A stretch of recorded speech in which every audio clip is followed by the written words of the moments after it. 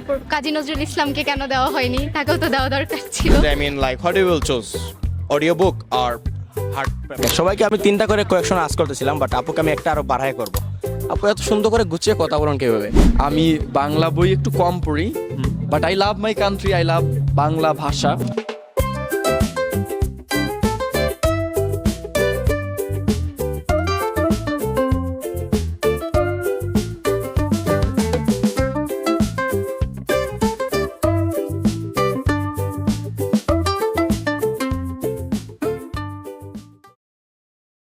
So guys, আমরা এখন পেয়ে গেছি আমাদের ফাতেমা ইসমাইল কে আপুকে, যিনি কিনা বর্তমান সময়ে খুবই আলোড়ন তৈরি করছেন এবং করেই আসেছেন সব সময় ধরে।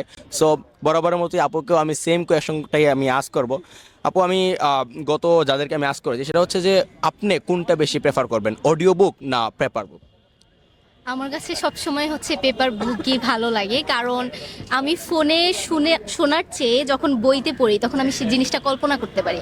কল্পনা করতে করতে যে পড়ার ব্যাপারটা, সেটা কিন্তু অডিও বুকে আমরা পাচ্ছি না। তো আমার কাছে মনে হয় পেপার বুকই ঠিক আছে আমার জন্য, এবং এটাই আমি প্রেফার করব সবাইকে।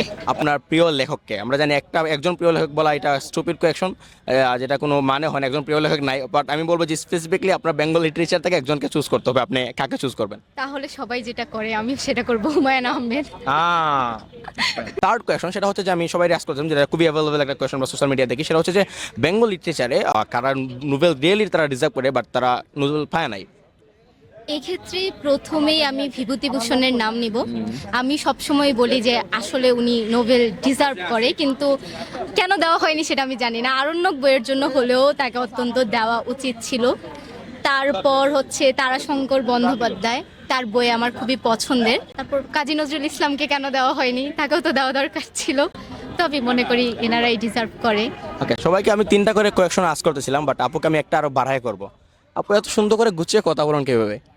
এটা জানি না কিভাবে বলি, হয়ে যায়। না, আপনার কমিউনিকেশন স্কিল লিটারালি মানে গন্ডি ছাড়িয়ে যাওয়ার মতো অবস্থা।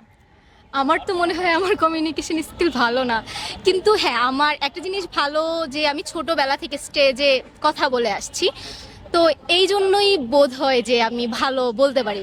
এটা ক্রেডিট আসলে আমার আম্মুকে দেওয়া উচিত, আমাকে নাই। কারণ হচ্ছে আম্মু একদম ছোট থেকে আমাকে স্টেজে নিয়ে যাওয়া, ভয় পেলে পাশে থাকা, উৎসাহ দেওয়া যে না তুমি পারবে।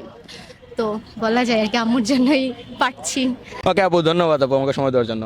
আপনাকেও ধন্যবাদ ভাইয়া। আপনার ভিডিওগুলো আমি দেখি অনেক ভালো, বিশেষ করে এডিটিং। আমি আপনার থেকে এডিটিং শিখতে চাই। That's really great. ভালো লাগছে, কিন্তু নিজের প্রশংসা শুনতে কার না ভালোই লাগে। So guys, finally we have Bashar Bhai, I mean Jackie Bashar Bhai. So Bashar Bhai, I have several questions for you. যেটা আমি সবাইকে আস্ক করতেছিলাম সেটা হচ্ছে যে I mean like what do you will choose, audio book or hard paper?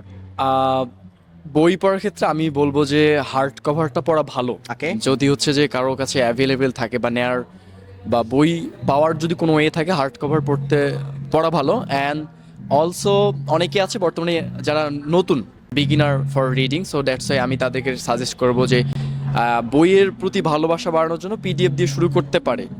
But যখন পড়ার প্রতি একটা ভালোবাসা বা আগ্রহ চলে আসবে তখন হার্ড কভার পড়াটা ভালো, কারণ আপনি অনেক রিসার্চ আছে, অনেক গবেষণা হয়েছে যে hard cover is better then ebook. So ওই জায়গা থেকে আমি বলবো যে আপনারা যারা পড়তে চান পিডিএফ না পড়ে ভাইয়া আপনার চেষ্টা করবেন যে হার্ড কভার পড়া, কারণ আপনি এখন একটা বই ধরবেন, বইয়ের গন্ধটা হচ্ছে অনেক রকম একটা দারুণ একটা ব্যাপার। Definitely ভাই। সো আমি যদি বলি যে বেঙ্গল লিটারেচারে আমরা জানি যে অনেক লেখক রয়েছে, অনেক প্রিয় লেখক রয়েছে, আমি যদি বলি যে তাদের মধ্যে একজনকে আপনাকে চুজ করতে হবে, আপনি কাকে পিক করবেন? আমি ভাইয়া চুজ করব হুমায়ুন আহমেদকে, কারণ হচ্ছে যে আমি বাংলা বই একটু কম পড়ি, but I love my country, I love Bangla ভাষা।